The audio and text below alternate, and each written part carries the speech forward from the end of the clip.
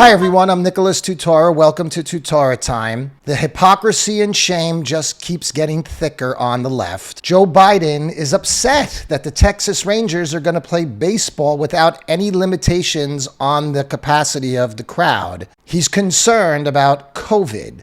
So the Texas Rangers say there will not be any attendance restrictions in their stadium this season. That means it could be filled to capacity, Mr. President, 40,000 people with masks required except when actively eating and drinking. What are your thoughts on the Rangers' decision? Well, that's a decision they made. I think it's a mistake. They should listen to Dr. Fauci and the scientists and the experts.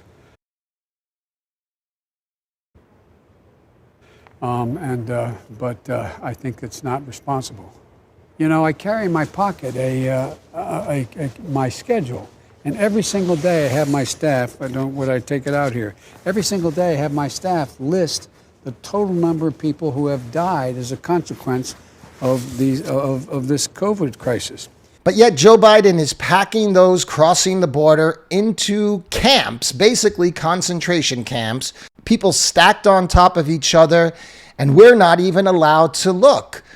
Can you believe the answer that Joe Biden gave in his press conference last week? The media asked him when they'll be able to see inside the camps, and Joe basically said, when I'm good and ready. Will you commit to allowing journalists to have access to the facilities that are overcrowded moving forward? I will commit when my plan very shortly is underway to let you have access to not just them, but to other facilities as well. But we haven't seen the facilities in which children are packed together to really give the American people a chance to see that. Will you commit to transparency on this issue? I will commit to transparency. And as soon as I am in a position to be able to implement what we're doing right now. Basically, when Adolf wants you to see inside the camps, you'll see inside the camps. And if Adolf doesn't want you to see inside the camps, you won't see inside the camps. But don't worry, the Americans are coming for freedom and to liberate the camps. Oh wait, no, that doesn't happen anymore. America has become the oppressor. Freedom is dying around the world, and the world used to look to America to save it. But when America becomes an authoritarian state, there's no place left to turn. The footage of the children being dropped across the border by smugglers is one of the most repulsive things I've ever seen in my life. And what is Kamala Harris doing while these illegal immigrants are being packed into the camps? She's busy worrying about the renovations on her vice presidential mansion. In my view, Kamala Harris has borderline personality disorder. She has very strange behavior where she laughs at things that aren't at all funny. And most of the things she laughs at is the human suffering of others. Do you plan to visit the border? Not today, but I have before, and I'm sure I will again. More parents are seeing the value of educators when they had to bring their kids and said, we're not paying them nearly enough.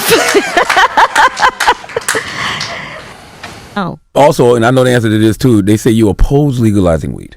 That's not true. I know. and look, I joke about it, half joking. Half my family's from Jamaica. Are you kidding me? They be so mad at you. Right. Have you ever smoked? I have. Okay. Like And I inhale. I did inhale. Okay. It was a long time ago. But yes. I know you have to go. They say you have to go. I just broke news. I mean, was it in college? Senator Harris says she's proud of her record as a prosecutor and that she'll be a prosecutor president, but I'm deeply concerned about this record. She put over 1,500 people in jail for marijuana violations and then laughed about it when she was asked if she ever smoked marijuana. She blocked evidence. That would have freed an innocent man from death row until the courts forced her to do so. You would think Kamala would come out and say, until I've solved the border crisis, I'm not moving in to my renovated vice presidential mansion. If you're on the no list in Washington, D.C., you'll soon be at Kamala's new digs. And yesterday, Dr. Jill Biden, gave a speech to a union but it seemed like she was standing in front of a Nazi flag. Now, the story is that that flag was the Union's emblem, so I'm going to go along with it. But could you imagine if Trump ever gave a speech standing in front of an emblem like that? Could you imagine if there was footage of children being dropped across the border wall and Trump came out the next day talking about the renovations of his new presidential mansion? The media would destroy him, and in that case, it would be rightfully so. However, the media no longer exists in America, with very few exceptions. CNN, MSNBC, they're all state-run media. It's all propaganda, folks. How could they accept such an answer as, "You'll see in the camps when I'm good and ready"? It just shows how in the back pocket of the Democrats and the global elitists they are. They don't want to say anything to rock the narrative. Like we're all not supposed to notice that Joe Biden is mentally incompetent to do the job of President of the United States. And Kamala is even more incompetent, truthfully, and she can't blame it on age. Young people, I keep calling out to you. Where are you? Where are the young people to resist all this governmental lockdown and tyranny that we're suffering? Young people used to rebel against everything, especially against the intelligence agencies, especially against the deep state and information that the government puts out. In the 1960s, people were burning their draft cards, for goodness sake.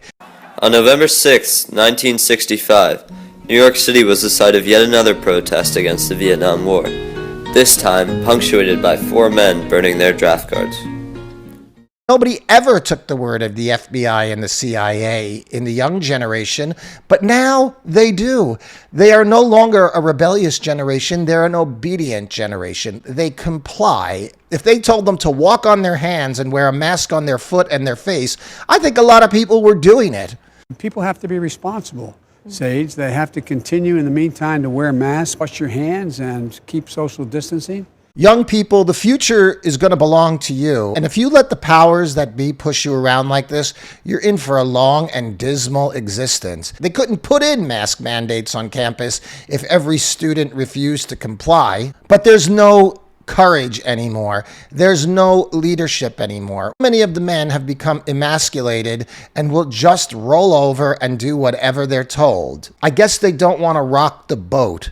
Joe Biden and Kamala Harris are packing people into concentration camps on the border, and at the same time, they don't want you to be able to go to a baseball game.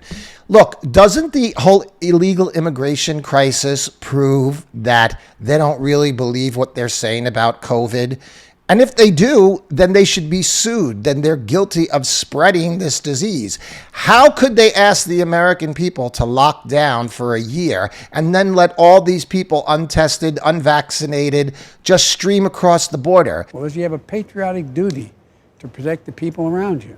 How can they tell you as an American citizen to social distance, but illegal immigrants don't have to? How can they tell you as an American citizen you need a vaccination passport to travel throughout your own country, but illegal immigrants can be released into the country with no passport, free to travel wherever they want? Joe Biden and his administration and all those who think like him and support him are in the act of committing crimes against humanity. Don't lay down anymore, folks. Time is running short. If you wait any longer, you might not be able to do anything about it at all. I'm Nicholas Tutora, and I'll talk to you again soon on Tutora Time.